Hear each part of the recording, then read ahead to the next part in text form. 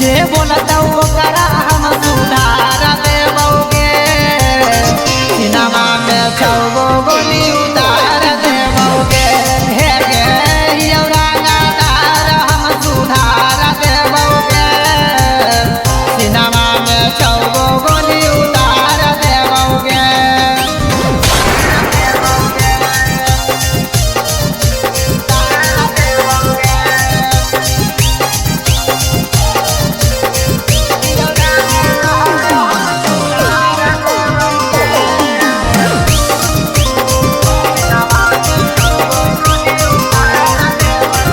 देखी क्यों सभे जहाँ कई डर गे लागो कई करा देते मर्डर गे